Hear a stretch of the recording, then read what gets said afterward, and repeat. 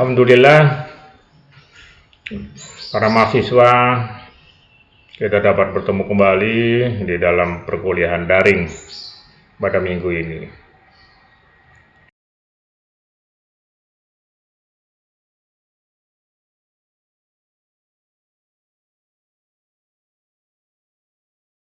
Di dalam perkuliahan daring ini, kita akan mereview kembali perkuliahan minggu lalu di dalam mata kuliah hukum acara pidana.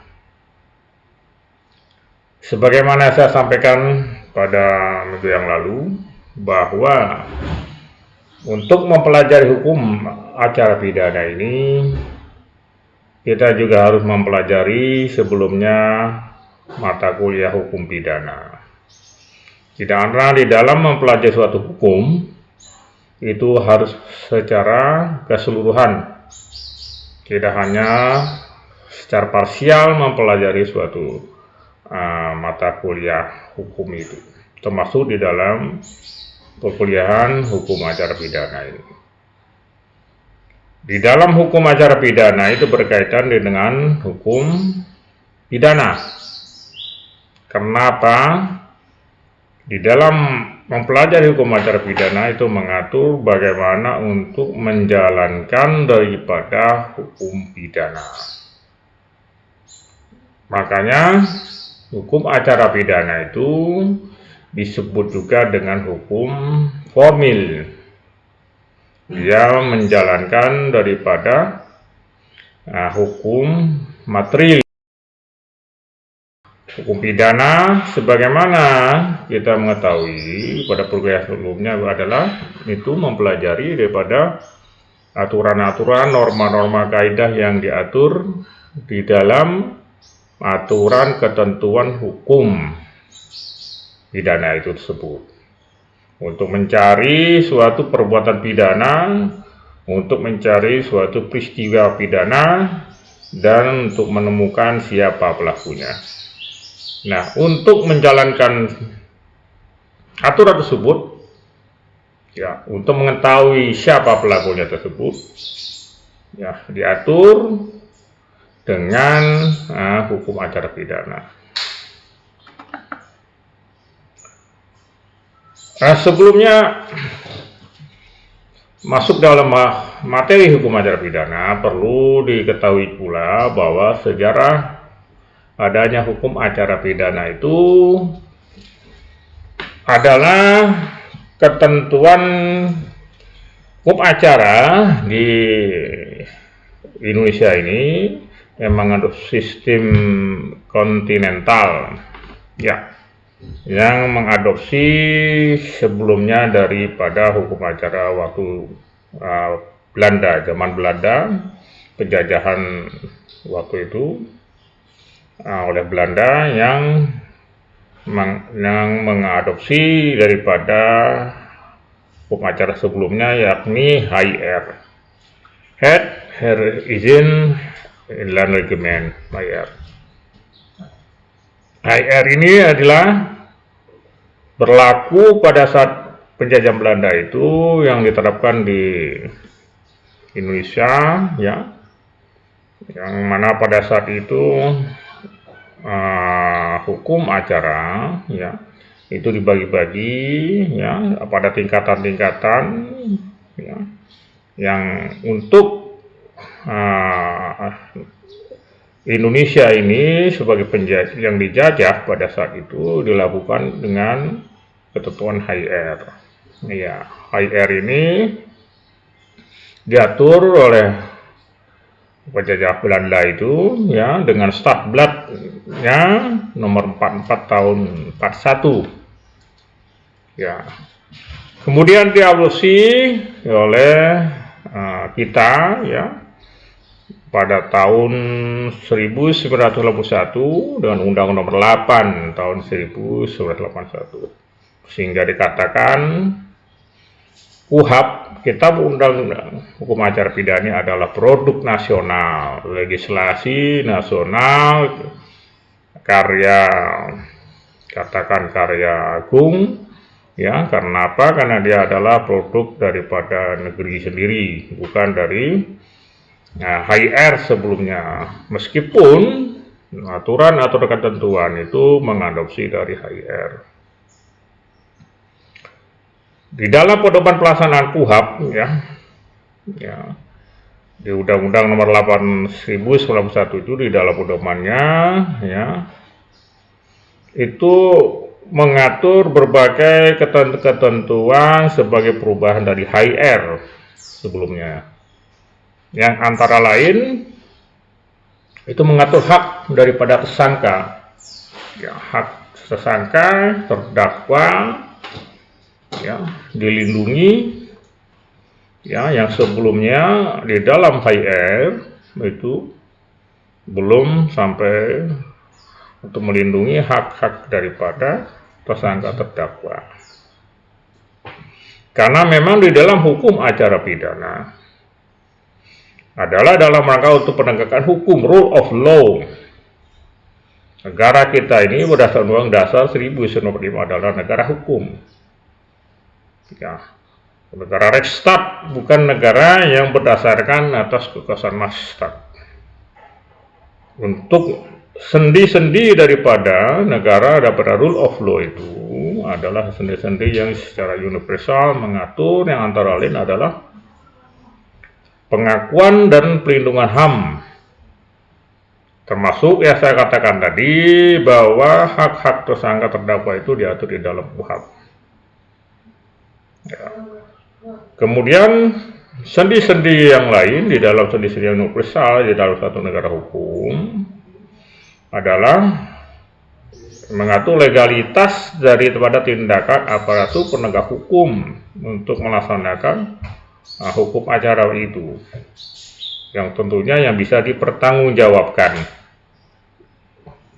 Ya, mengatur legalitas daripada penegak hukum ya yang bisa dipertanggungjawabkan.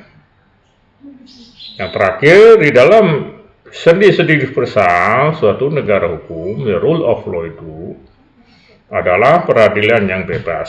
Dan ini juga nanti diatur asas-asas peradilan pidana, ya, diatur di dalam hukum acara pidana, yang diatur di dalam KUHP. Di samping itu juga hak-hak dari tersangka dan terdakwa itu diatur pula bantuan hukum untuk mengatur hak-hak.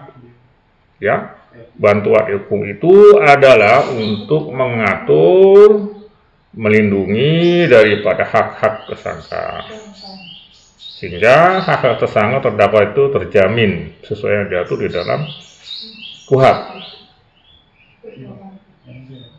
Kemudian saya katakan tadi juga mengatur dasar hukum, ya, dasar hukumnya, legalitas daripada penegakan hukum itu dapat diucapkan. Jadi mengatur pula dasar hukum tindakan daripada penyelidik, tindakan dasar hukum dari penyidik, tindakan hukum dari penuntut umum. Dimulai dari dasar hukum penangkapan, ya, dasar hukum penahanan, ya, termasuk pula mengatur jangka waktu, ya, sampai dengan kapan, ya, penangkapan penahanan itu dilakukan. Jadi di sini di KUHP itu diatur, ya, pembatasan jangka waktu untuk melakukan penangkapan penahanan yang tidak diatur di dalam HR. Kemudian pula di dalam KUHP ini mengatur daripada ganti rugi. Ganti kerugian yang kita ketahui ada di dalam namanya pra-peradilan. Di dalam pra-peradilan itu mengatur mengenai permohonan ganti rugi. Ya, bila mana seseorang dilakukan suatu penahanan, ya, suatu penyidikan yang tidak berdasarkan hukumnya saya katakan tadi. Jadi bisa dilakukan, ya, tuntutan ganti kerugi kepada negara. yang dilakukan oleh aparatur penegak hukum oleh penyidik di dalam suatu melakukan tindakan penyidikan. Kemudian juga nanti ada mengatur merehabilitasi, ya, rehabilitasi bila mana si sangka terdakwa ini dalam suatu proses hukum dia tidak dinyatakan bersalah, ya, tentunya dia harus juga nambah baiknya untuk direhabilitasi, ya, sehingga nanti ada di masyarakat ya namanya sudah bersih dari sebuah tuduhan. Kemudian mengatur pula menggabungkan perkara perdata dan perkara pidana dalam proses penuntutan. Di dalam HIR itu tidak diatur mengenai penggabungan perkara perdata dan pidana. Dalam hal apa? Dalam hal ganti rugi. Ini berdasarkan pula dengan asas peradilan kita, ya, karena di dalam asas peradilan kita mengatur bahwa untuk penegakan hukum, ya, pelaksana hukum itu berdasarkan asas peradilan yang cepat, sederhana, dan biaya murah.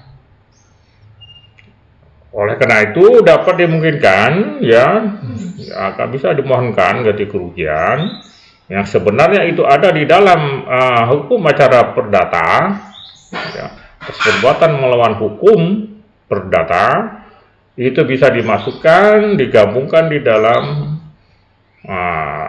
hukum acara pidana dalam proses pidana karena seseorang itu melakukan suatu perbuatan melawan hukum. Sehingga ada asas di situ, asas peradilan yang cepat, sederhana. Ya, jadi tidak berbelit-belit seorang menuntut suatu ganti rugi dengan melalui proses yang panjang. Seperti yang katakan tadi, dengan adanya nanti tuntut ganti kerugian di dalam hukum acara perdata, mengatur satu gugatan atau hukum acara perdata ganti rugi. Termasuk pula nanti mengatur upaya hukum, ya. Upaya hukum baik hukum biasa maupun hukum luar biasa dari tingkat peradilan pertama, kedua, tingkat banding, dan di tingkat kasasi Mahkamah Agung. Masuk juga mengajukan nanti ya ada upaya hukum luar biasa dengan peninjauan kembali, mengajukan PK. Termasuk pula mengatur nanti di situ di dalam KUHP, ya, yang kita pelajari pula nanti di dalam hukum acara pidana ini adalah mengatur koneksitas adalah suatu perbuatan pidana yang bagaimana dilakukan oleh seorang yang tunduk pada dia pada undang-undang yang sendiri. Di dalam misalkan dia ada orang militer, ya tentunya dia bertunduk pada hukum militer, ya, melakukan suatu perbuatan secara koneksitas bersama dengan orang yang tunduk pada hukum orang sipil, ya. Kemudian juga mengatur di sana yang terakhir adalah pengawasan terhadap pelaksanaan putusan eksekusi oleh pengadilan. Ada fungsi kontrol, fungsi pengawasan dari pengadilan terhadap putusan pengadilan yang dilaksanakan oleh penuntut umum sebagai eksekutor. Ya, saya sampaikan tadi bahwa hukum pidana itu adalah untuk dia mengetahui ketentuan-ketentuan norma-norma kaidah yang yaitu dalam suatu ketentuan pidana, ya, dan mencari siapa pelakunya, sehingga itu dikatakan dia ada hukum pidana material. Hukum acara pidana ini termasuk hukum formil untuk melaksanakan bagaimana cara memproses pelaku tindak pidana itu. Dengan perkataan lain bahwa hukum pidana materi itu adalah berisi petunjuk, ya, uraian tentang delik, peraturan tentang syarat dapat dipidana seseorang itu dapat dimintai pertanggungjawaban, ya, atas terhadap perbuatan pidananya.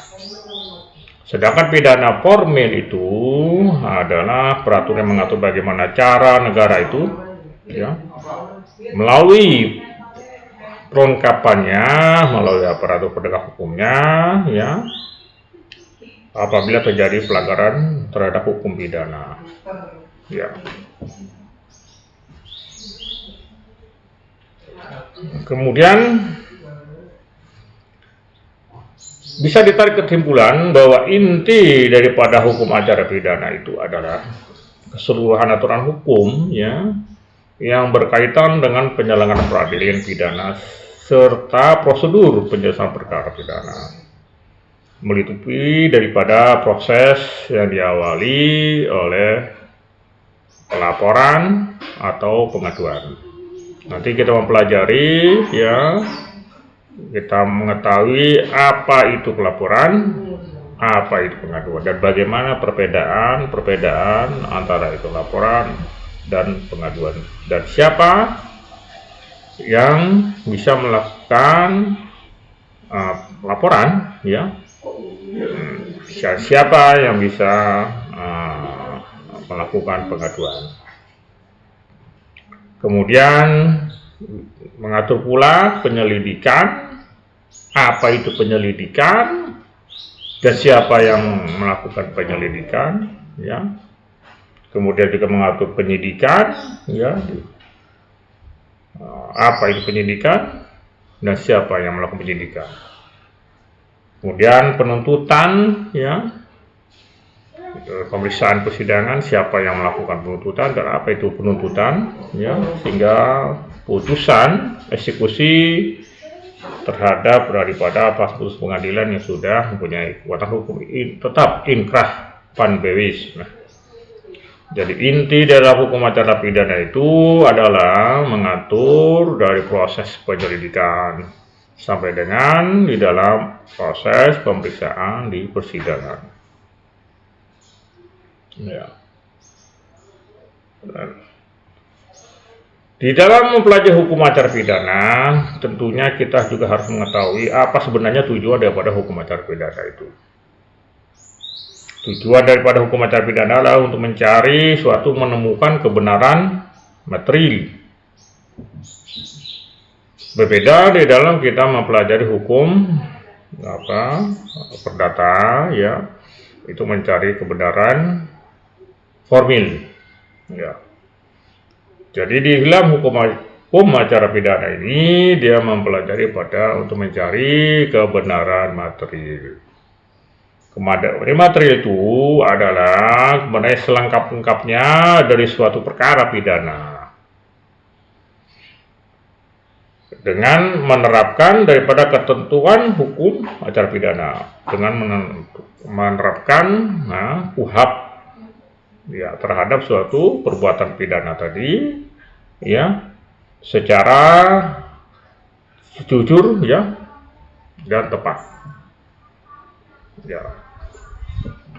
Jadi di dalam kebenaran materi ini yang dicari adalah suatu pertanggungjawaban pidana tadi.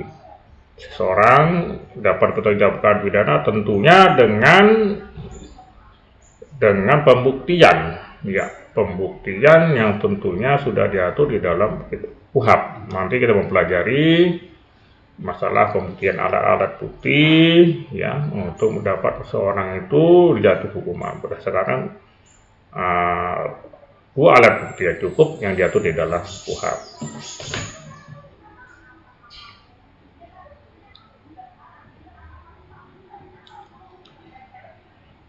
Sehingga dengan perkataan lain di dalam hukum acara pidana itu, ya, sebagaimana disebutkan di dalam pedoman pelaksanaan KUHP itu adalah tujuan dari hukum acara pidana adalah untuk mencari dan mendapatkan atau setidak-tidaknya mendekati suatu kebenaran materi Jadi mencari suatu kebenaran materi atau setidak-tidaknya dia mencari suatu kebenaran materi. Karena memang ya kalau di dunia ini ya untuk mencari kebenaran yang hakiki ada suatu hal yang mustahil. Karena kebenaran hakiki adalah kebenaran dari Allah Subhanahu wa taala. Nanti akan kita menemukan di akhirat nanti. Setidak-tidaknya untuk mendekati daripada kebenaran materi. Itu. Kebenarannya selengkapnya tadi dari suatu perkara pidana dengan menerapkan hukum acara pidana secara jujur dan tepat.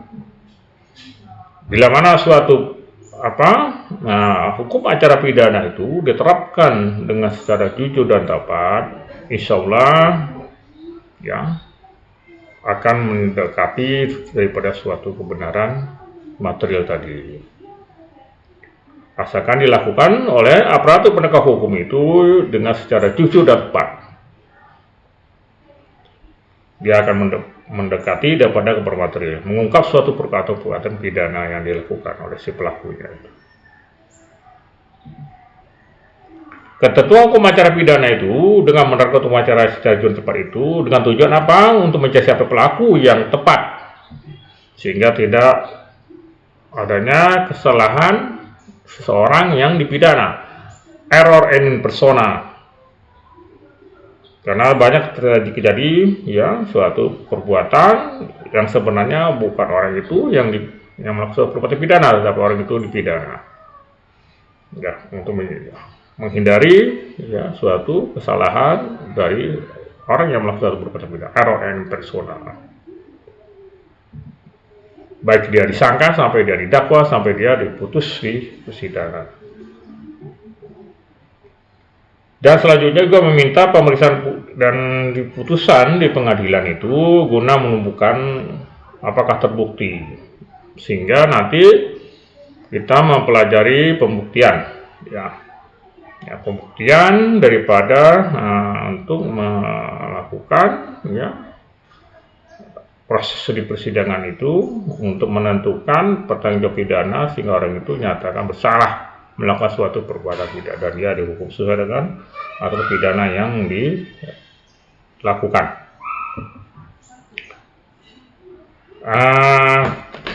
Di dalam mempelajari hukum acara pidana ini,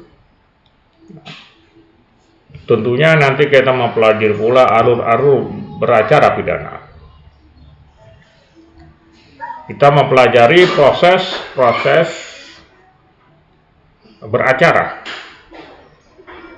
Dari proses tadi saya katakan, dari proses penyelidikan, proses penentuan sampai dengan proses di persidangan, sampai dengan pelaksanaan daripada putusan pengadilan. Nanti kita mempelajari juga ya di dalam proses itu daripada pelaporan pengaduan tadi. Kemudian kita mempelajari daripada bukti permulaan yang cukup. Bukti permulaan yang cukup itu adalah yang diatur di dalam KUHP itu adalah proses penyelidikan. Seorang ya dilakukan penyelidikan tentunya dengan bukti permulaan yang cukup yang diperoleh oleh penyelidik untuk melakukan suatu penyelidikan untuk menentukan ya adanya suatu peristiwa pidana.